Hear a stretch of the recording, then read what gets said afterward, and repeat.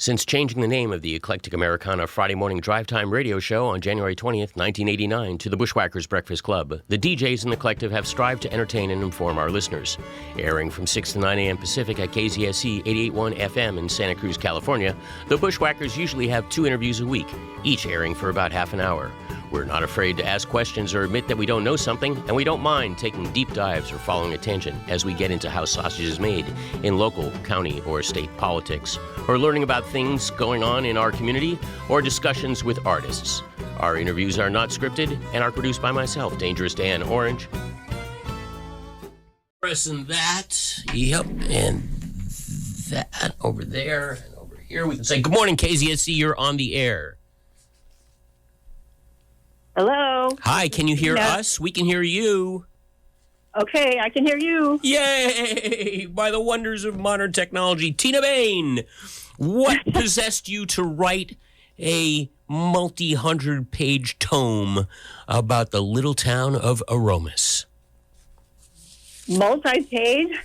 I was discouraged in some ways, thinking that there might not be enough to say about Aromas, and Sandy Lydon certainly had that impression too. But the more I dug, the more I realized there's a whole lot of stuff to write about Aromas. It has a fascinating history. It's a small town, but it's had its moments of notoriety, and it's a wonderful place to live. So I pursued it. Right. Sandy Lydon said, quote, "It's one of the most miserable microclimates in Central California. Miserable, at least in the summer, with the constant wind blowing through the Pajaro Gap." Right. Yeah. And you have hopefully will prove Sandy wrong with this. Now, for Tina, you've got a event tomorrow night at the Aromas Grange, correct? Correct. Yeah, with my husband, he's going to be there interviewing me, but also making it fun with some Aromas trivia, and we'll have slides and just a lot of things to mix it up and keep it interesting. And what time is that at the Aromas Grange? It's 6:30, and the Grange is at 400 Rose Avenue in Aromas, but it's pretty easy to find. It's a pretty teeny little downtown area. Well, so how did Aromas get its name? I think it's one of the best things about Aromas, and I'm almost surprised that we haven't capitalized that and produced some products that have that name in them. But early settlers here in Aromas, like at the beginning of the 1900s, echoed the thoughts that it had something to do with the wildflowers. Apparently, they were very abundant in the spring and fragrant. And I found 3 writers that said that's why it was called Aromas. But in fact, my thinking is that it has something to do with the sulfur springs that used to be pretty prevalent in this area, especially more in the Santa Cruz County part of Aromas. There are lots of maps from like the middle of the 1800s that show sulfur or aromatis, because they were written by Spanish people, little springs of sulfur smell coming up from the ground. And so that whole land grant that Aromas is partially on was named after those little fragrances. So I'm pretty sure that was a way to guide people who were traveling from the coast to San Juan Bautista, which was quite a big center back then, to find their way by the smells that occurred on the way. Right, to the El Camino Real. Now, the original land grant, was it called Rancho Las Aromitas y Agua Caliente? That's it, yeah. Hot water, too, was in that title. Got it. And those hot waters are on the maps as well. So I'm pretty sure those are geologic features that the grant was named after. And then they used the name from the grant to name from it. To follow their nose from the coast through the gap to El Camino Real. Yeah, exactly. Well put. So in your book, you talk about the people that founded the town and everything. How did you keep yourself from feeding too much into one person or another's story individually? How did I keep myself from only using a few people. Well, how do you like, balance between the sources, right? Yeah, and like, how did you stop yourself from like only pursuing like one family or path?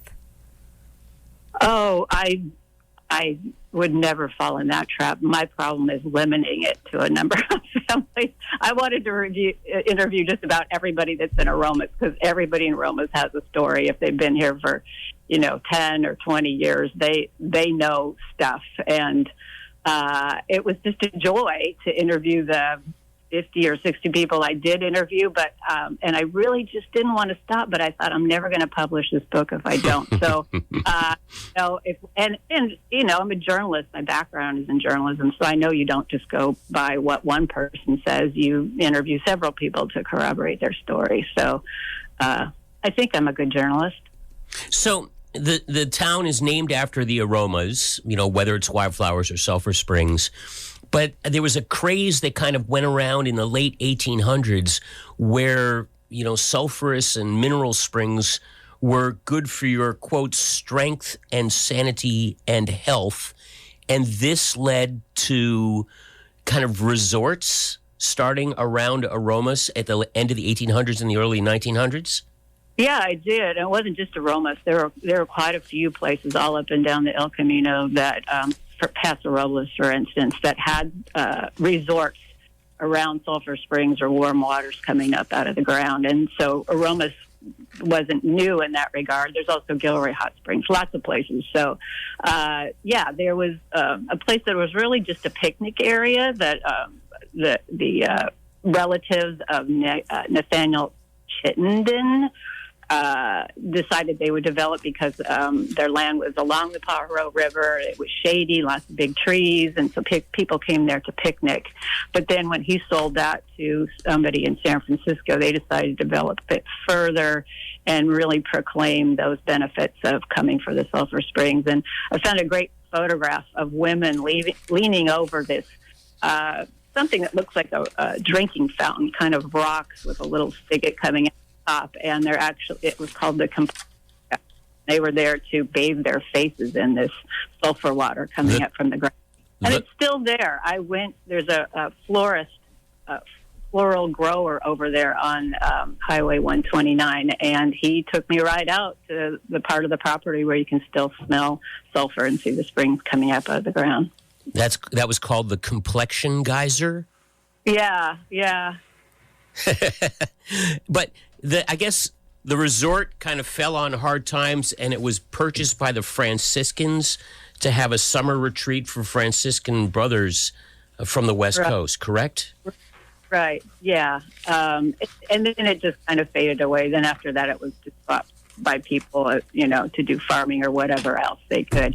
That phase of people loving that smell of sulfur faded after 20 or 30 years. So now we don't like it very much, but we can still smell it, or could smell it after the Loma Prieta earthquake when driving by those huge cliffs that are beside 129. It was emerging out of the mountain at that time, and then it stopped again, and that's just virtue of the fact that we also are on top of the San Andreas Fault, and so what happens underground changes quite a bit, and sometimes there's hot springs, and sometimes there's sulfur springs, and sometimes there aren't.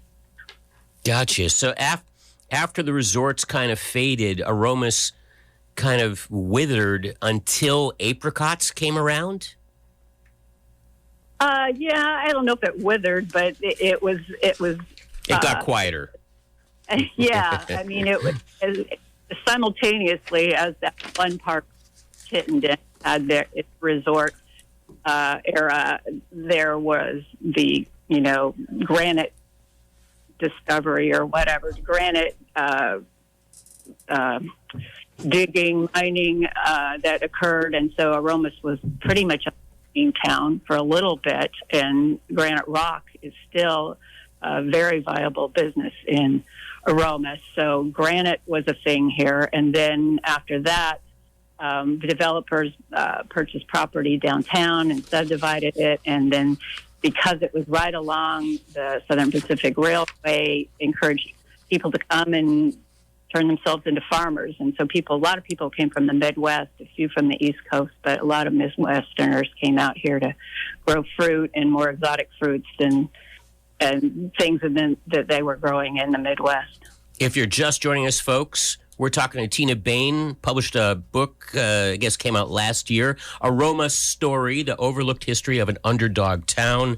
Tomorrow at 6:30 at the Grange Hall in Aromas, 400 Rose Avenue. Tina's going to be interviewed by her husband, Wallace Baine, and have a discussion slideshow about Aromas.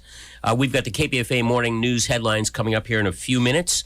It's the Bushwhackers Breakfast Club. I'm Dangerous Dan. I'm Kaos. And you're listening to KZSC Santa Cruz. So, Tina, we've got a couple of minutes left. Aromas is unincorporated. It straddles 3 counties. Tell us a little bit about kind of modern Aromas and what kind of makes the town, tick, as it were.